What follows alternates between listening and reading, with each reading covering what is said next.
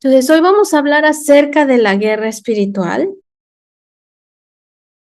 Pongan atención, porque en realidad la guerra espiritual es algo que sucede en nosotros mismos. Comienza en la mente con nuestros pensamientos y entonces se va a nuestro corazón, ¿ok? Entonces la guerra espiritual está entre nuestra mente y nuestro corazón. Ese es el campo de batalla. ¿Qué es lo que sucede con nuestros pensamientos, con nuestros sentimientos?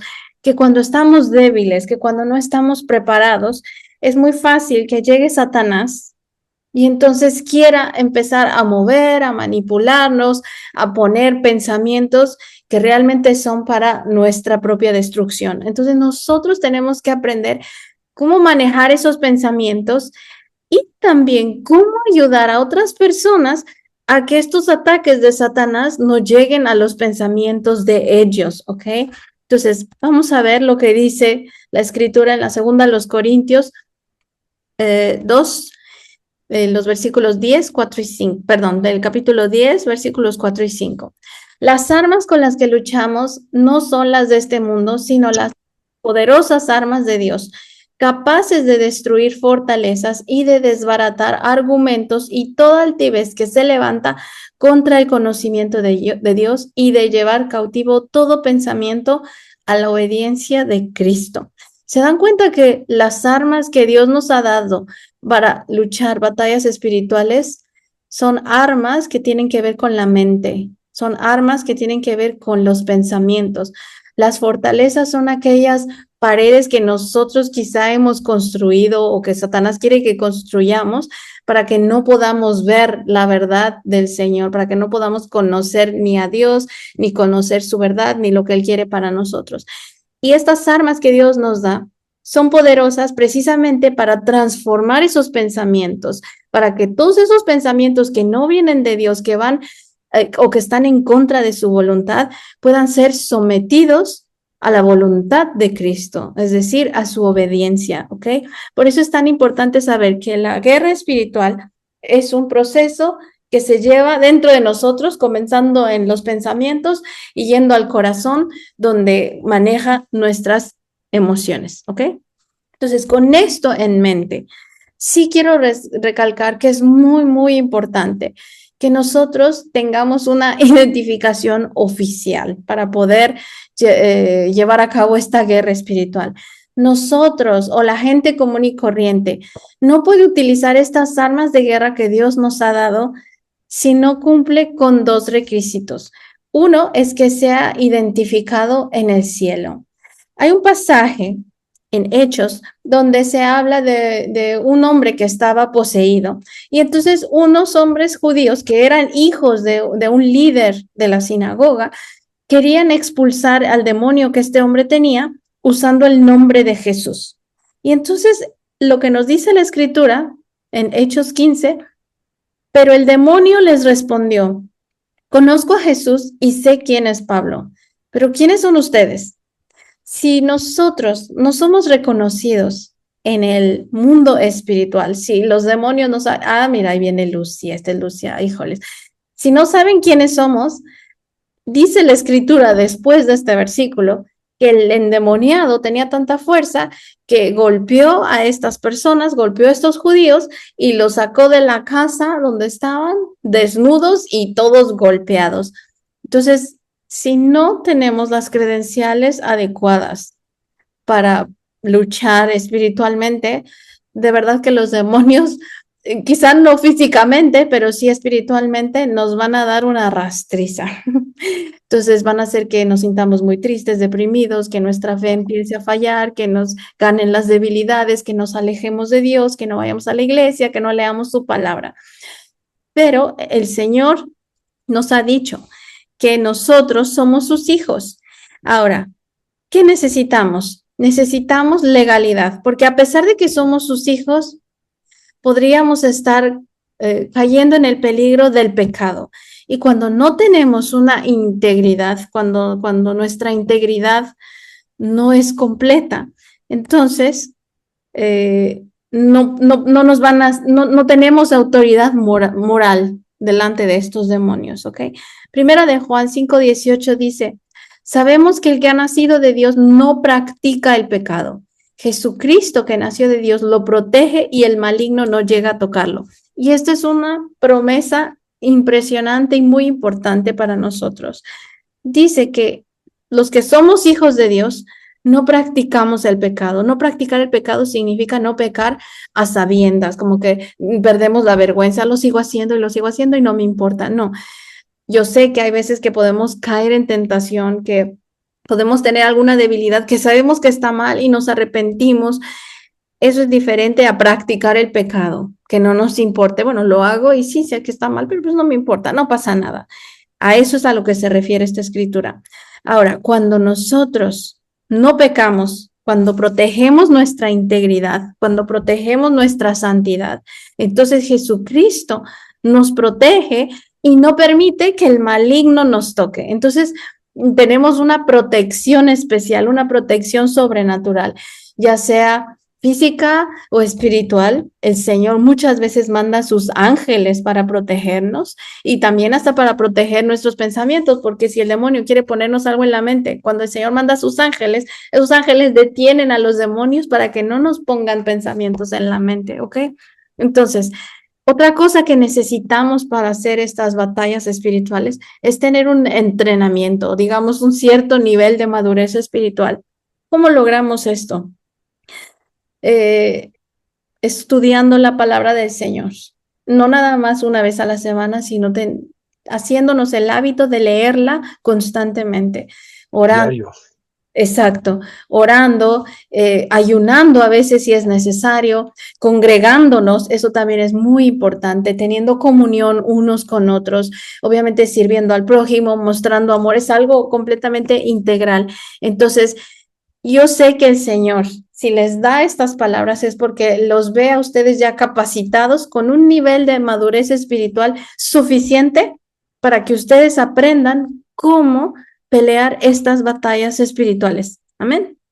Ahora, si hay alguno entre nosotros que realmente tenga una debilidad y que por la debilidad y que por los pecados no se sienta capacitado realmente para, digamos, para hacer batalla espiritual, es muy fácil lo que tiene que hacer. Santiago 5:16 dice: por tanto, confiésense sus pecados unos a otros y oren unos por otros para que sean sanados. La oración eficaz del justo puede lograr mucho. Entonces, si nosotros tenemos pecados, una práctica sana que Dios nos ha dado para la sanidad es la confesión. Yo le confieso a algún hermano o hermana de confianza: mira, tengo este problema, necesito ayuda. Y entonces cuando oramos unos por otros es más eficaz, la sanación que el Señor quiere darnos, ¿ok?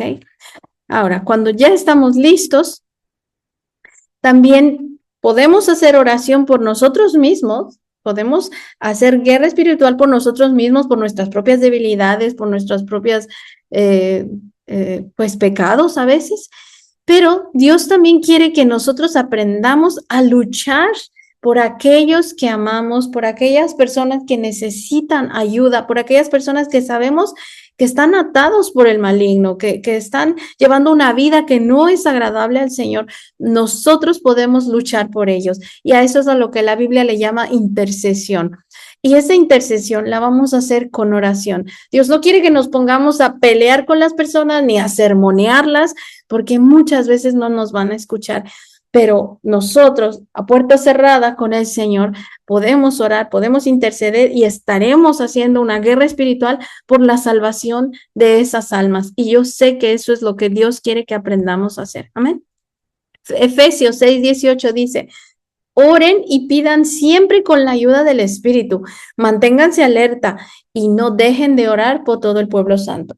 Lo primero que el Señor nos dice es que hay que orar por los hermanos cristianos. Hay que orar por el pueblo, por la iglesia, por todo, por toda la iglesia, por los líderes, por los hermanos, por todos los que sirven, por todos. Tenemos que pedir la ayuda del Espíritu. Siempre pedirle al Señor que sea su Espíritu Santo el que guíe nuestras oraciones, el que nos dé sabiduría.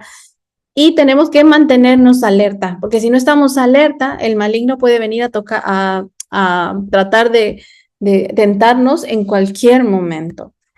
Y la primera de Timoteo 2:1-4 dice así: exhorto pues ante todo que se hagan plegarias, oraciones, peticiones y acciones de gracias por todos los hombres, por los reyes y por todos los que están en autoridad, para que podamos vivir una vida tranquila y sosegada con toda piedad y dignidad, porque esto es bueno y agradable delante de Dios nuestro Salvador, el cual quiere que todos los hombres sean salvos y vengan al pleno conocimiento de la verdad. Amén. Entonces, Dios quiere que oremos por todos, especialmente por los que no lo conocen, porque cuando una persona no conoce al Señor, pues no tiene la salvación. ¿Por qué? Porque sigue en sus pecados y no sabe que los pecados traen muerte. Entonces, el Señor quiere que nosotros oremos por esos hombres, por todas las personas, para que ellos sean salvos y lleguen a conocer a Dios, a Jesús, que es la verdad. Amén. Entonces, vamos a ver. Para pelear, el Señor nos ha dado armas espirituales, ¿ok?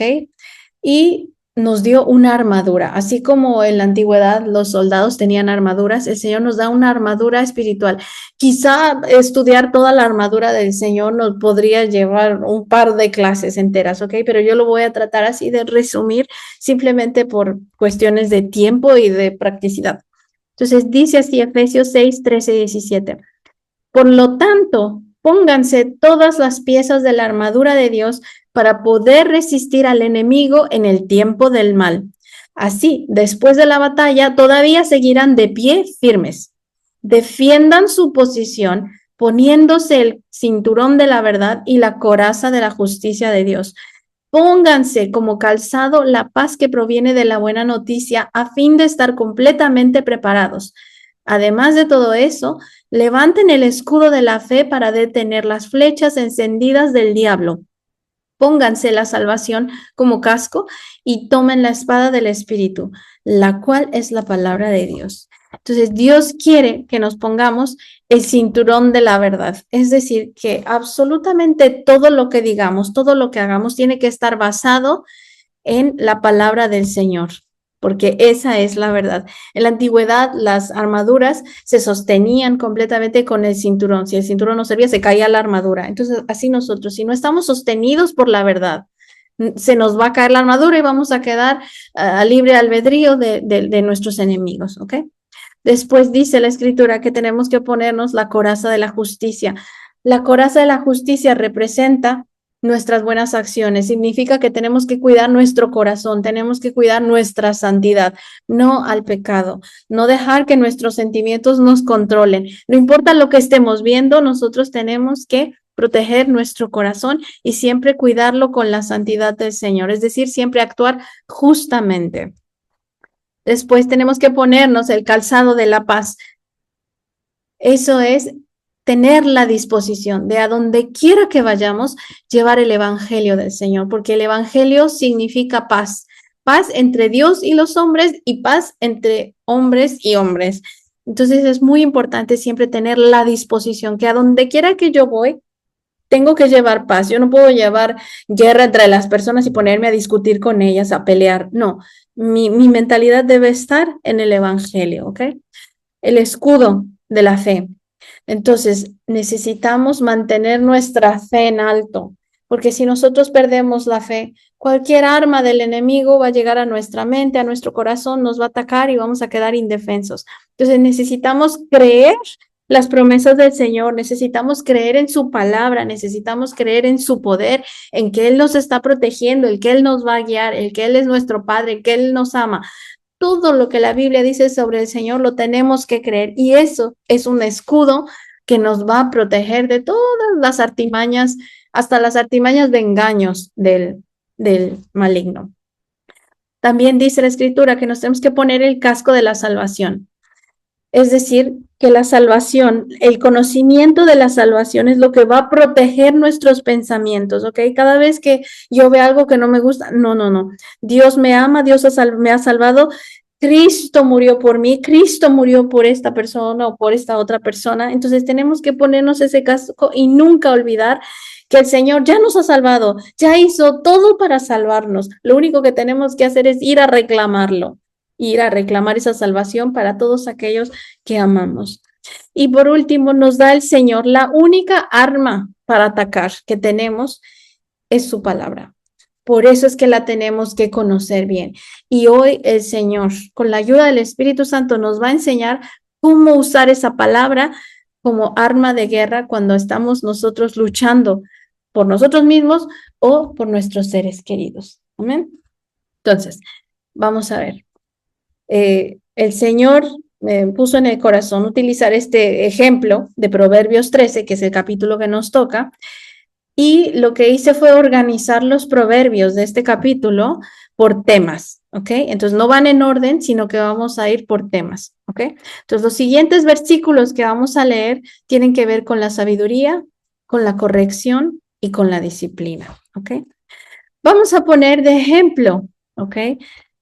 A nuestros hijos, ¿ok? Porque estos proverbios tienen que ver con, algunos de ellos tienen que ver con nuestros hijos. Entonces, Proverbios 13:1 dice, el hijo sabio atiende a la corrección de su padre, pero el insolente no hace caso a la reprensión. Entonces, ¿cómo voy a utilizar este proverbio, esta palabra de Dios, esta verdad como arma de guerra? Pues entonces yo oro por mi hijo, por mi hija, y yo le pido así al Señor, Señor, dale sabiduría a mi hija. Hazla que atienda la corrección de su Padre Celestial, que atienda a mi corrección, porque mi corrección viene de tu palabra, Señor. No permitas que sea insolente. Haz que siempre haga caso a la reprensión. Y si hay un espíritu de insolencia en ella, en el nombre de Cristo Jesús se va en este momento y ella queda libre de toda insolencia. Ella va a aprender a recibir la corrección de quienes la aman, en el nombre de Cristo Jesús. Amén. Entonces, queda claro más o menos cómo es que vamos a utilizar la palabra del Señor. Proverbios 13:13 dice, quien se burla de la instrucción tendrá su merecido, quien respeta el mandamiento tendrá su recompensa. ¿Cómo vamos a utilizarlo para orar? Padre mío, por favor, haz que mi hija respete tus mandamientos. Dale su recompensa para que sea motivo de ánimo para ella, para que siga obedeciendo. Quita todo espíritu de burla hacia la instrucción, Padre mío, para que ella no reciba el merecido que eso merece. Te doy gracias en el nombre de Cristo Jesús. Proverbios 13:14 dice, la enseñanza de los sabios es fuente de vida y libera de los lazos de la muerte. Padre Santo, en el nombre de Cristo Jesús, te pido que traigas a la vida de mi hija solamente personas que sean sabias, que esa sabiduría venga de ti, que le enseñen palabras que sean fuente de vida, Señor. Líbrala de los lazos de la muerte, llénala de vida, Señor, y que esa sabiduría ya pueda llevarla a otras personas. Te lo pido en el nombre de Cristo Jesús. Proverbios 13:18. El que desprecia la disciplina sufre pobreza y deshonra. El que atiende a la corrección recibe grandes honores. Padre Santo, te doy gracias porque le vas a dar un espíritu de corrección a mi hija, que un espíritu obediente la sostenga. Hazla recibir grandes honores, Señor. Haz que todo espíritu que desprecia la disciplina, Señor, salga de su vida, para que ella nunca sufra pobreza ni deshonra. Amén. Proverbios 13:24. No corregir al hijo es no quererlo. Amarlo es disciplinarlo a tiempo. Padre Santo, ayúdame y dame sabiduría para corregir a mi hija, para mostrarle cuánto la amo, para demostrarle que la disciplina, Señor, le va a traer vida. Ayúdala, por favor, a que esté a tiempo de corregir todos esos errores, todos esos pecados, Señor, que no van conforme a tu voluntad. Yo te lo pido en el nombre de Cristo Jesús. Amén y amén. Yo creo que queda claro, ¿verdad? Cómo podemos utilizar la palabra del Señor. Cada vez que nosotros vemos algo negativo, nosotros podemos reprender ese espíritu en el nombre de Cristo Jesús, solamente en el nombre de Cristo Jesús, para que se vayan esos espíritus. Y así es como nosotros vamos a ir atando y echando fuera espíritus malignos que están causando problemas en las personas que nos rodean, para que lleguen así a la salvación, ¿ok? Este fue el ejemplo. Simplemente vamos a terminar de leer los proverbios y ya ustedes en su corazón vayan pensando, vayan pidiéndole sabiduría al Espíritu, cómo usar estas palabras como arma de guerra. No nada más podemos usar Proverbios 13, sino que toda la escritura, toda es buena para reprender, para corregir, para instruir en la justicia, ¿ok? Entonces, esto es lo que tenemos que aprender, cómo usar la palabra, y yo creo que los ejemplos son claros, ¿cierto? Proverbios 13:2 dice, quien habla el bien, del bien se nutre, pero el infiel padece de hambre, de violencia. Entonces, vamos a pedirle al Señor que nos dé siempre palabras del bien, que nunca nos permita ser infieles, que aleje la violencia, que nos libre de derramar sangre, que nos libre del odio, que nos proteja. Proverbios 13:3, el que refrena su lengua protege su vida, pero el ligero de labios provoca su ruina. Hay que pedirle al Señor que nos ayude a cuidar lo que decimos, que siempre pensemos antes de hablar, porque sabemos que eso nos va a traer vida, que nos proteja de hablar por hablar, de hablar ociosidades, porque sabemos que eso nos va a llevar a la ruina. Proverbios 13:5. El justo aborrece la mentira. El malvado acarrea vergüenza y deshonra. Cuando usemos este proverbio para orar por nosotros o por alguien, vamos a pedir al Señor que quite de nuestra boca la mentira, que nos haga justos y que nos dé ese odio, también ese aborrecimiento hacia la mentira y que no nos permita ser malvados para que nunca suframos de vergüenza o de deshonra. Proverbios 13:17. El mensajero malvado se mete en problemas. El enviado confiable trae sanidad. Que siempre seamos personas confiables, que siempre seamos personas fieles, que lo que digamos traiga sanidad, que no metamos en problemas a las personas ni a nosotros mismos. Amén. Ahora, los siguientes proverbios hablan acerca de la justicia, de la maldad y el orgullo. Proverbios 13:6. La justicia protege al que anda en integridad, pero la maldad arruina al pecador. Y aquí vuelvo a recargar lo importante que es proteger nuestra integridad, proteger nuestra santidad. Sin la santidad no podemos ni interceder por nosotros, ni interceder por otras personas. Entonces, si sabemos que hay algún pecado en nuestra vida, hay que pedirle al Señor que nos ayude a sacarlo, porque la maldad que trae nuestro pecado, pues nos va a arruinar. ¿Okay? Proverbios 13:10, el orgullo solo genera contiendas, pero la sabiduría está con quienes oyen consejos. Este es uno de los más importantes, yo creo, porque la mayoría de las veces que nos metemos en problemas o que las personas no quieren escuchar acerca de Dios es por el orgullo. Entonces dice aquí que el orgullo solo genera contiendas. Nosotros en el nombre de Cristo Jesús reprendemos todo espíritu y echamos fuera todo espíritu de orgullo que haya en nosotros o en nuestros seres queridos, en el nombre de Jesús. Y que en lugar de ese espíritu de orgullo llegue un espíritu de sabiduría que viene del Señor para que aprendamos a escuchar consejos. Amén. Proverbios 13:15. El buen juicio redunda en aprecio, pero el camino del infiel lo lleva a su destrucción. Que siempre tengamos cordura, que siempre seamos prudentes y eso nos va a ganar el aprecio de las personas, especialmente cuando queremos llevar el evangelio. Si las personas nos ven buenas, tranquilas, amables, seguramente van a querer escucharnos y no que nos portemos infieles con ellos, no que seamos agresivos, etcétera. Proverbios 13:16. El prudente actúa con cordura, pero el necio se jacta de su necedad. Hay que reprender espíritus de necedad. No hay que ser necios. Y si vemos que en las gentes que amamos hay espíritus de necedad, hay mucha necedad, hay que atarlo en el nombre de Cristo Jesús. Proverbios 13:20. El que con sabios anda, sabio se vuelve. El que con necios se junta, saldrá mal parado. Hay que tener cuidado con quién nos juntamos, a quién le contamos nuestras cosas. Hay que pedirle al Señor que traiga a nuestra vida gente sabia, que nos volvamos sabios también. Proverbios 13:21.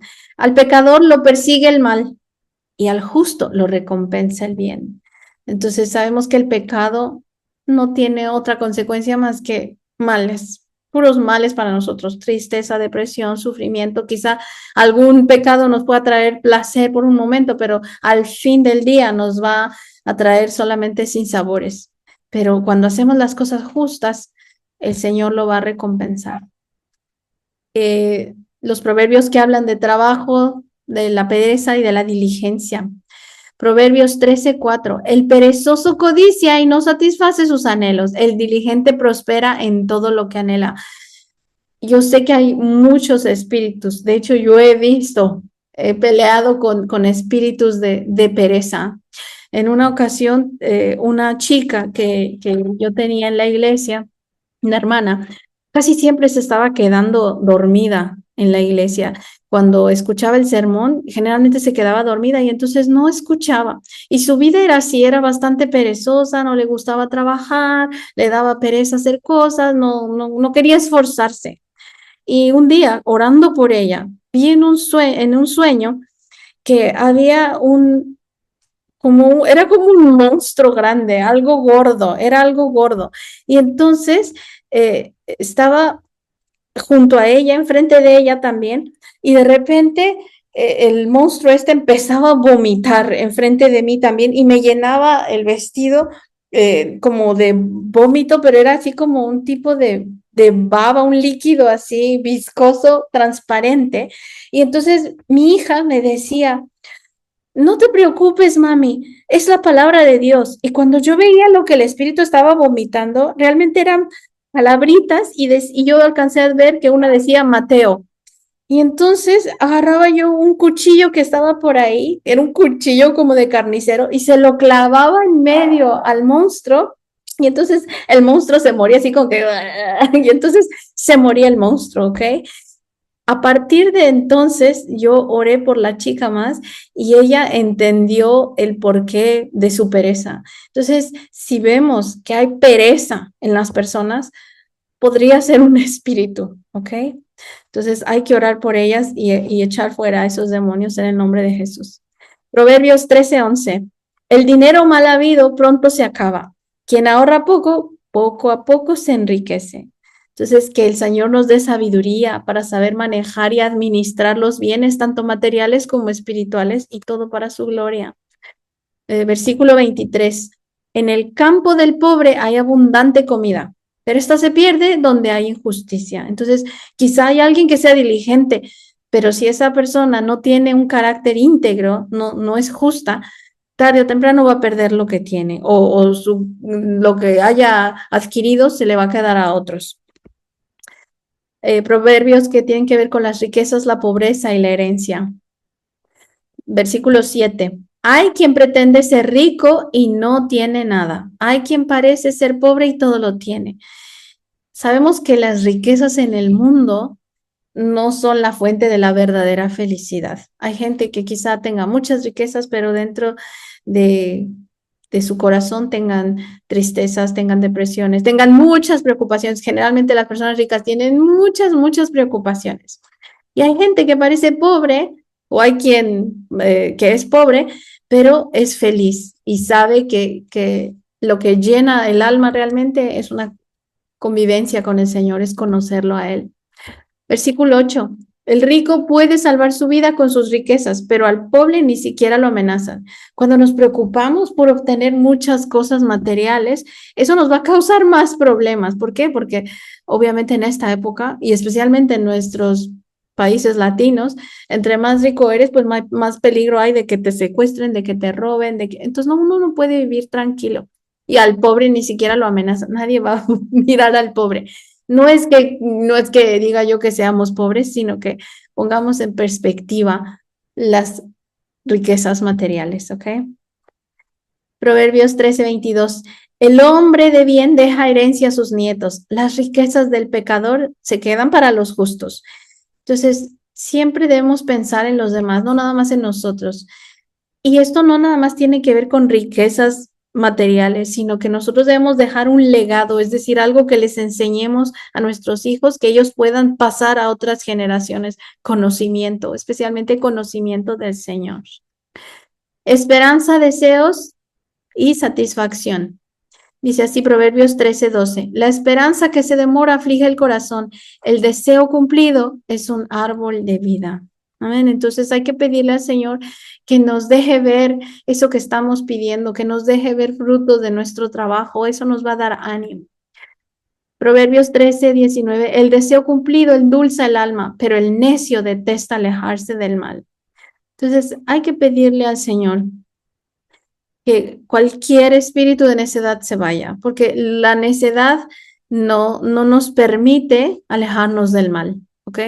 Entonces, cuando las personas que son necias por medio de la oración de nosotros se vuelven sabias, se vuelven humildes, entonces tanto el deseo de nosotros por su salvación como el deseo de ellos por el Señor les va a endulzar el alma. Proverbios 13:25, nuestro último proverbio dice, el justo come hasta quedar saciado, pero el malvado se queda con hambre. Entonces, sabemos que cuando somos justos, cuando cuidamos nuestra santidad, tenemos una plenitud que no se puede comparar con nada. La gente que es malvada, la gente que no quiere escuchar del Señor, va a tener hambre y nunca van a ser felices. Siempre van a estar buscando por cómo llenar su vida con diferentes cosas, hasta espirituales, pero que no son de Dios, pero siempre van a tener hambre. Entonces hay que pedirle al Señor con oración que nos permita quedar saciados, que nos haga justos para que podamos ser saciados. De hecho, Jesús dijo, el que tiene hambre y sed de justicia va a ser saciado. Entonces, es bueno tener hambre de justicia porque el Señor nos va a saciar. Amén. Entonces, yo espero que esto haya quedado claro y les ayude a ustedes a luchar por esas almas que tienen alrededor, de su familia, de sus conocidos, de sus amigos.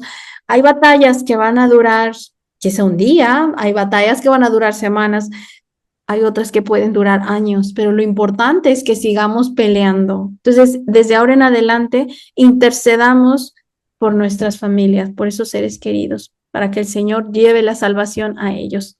Amén.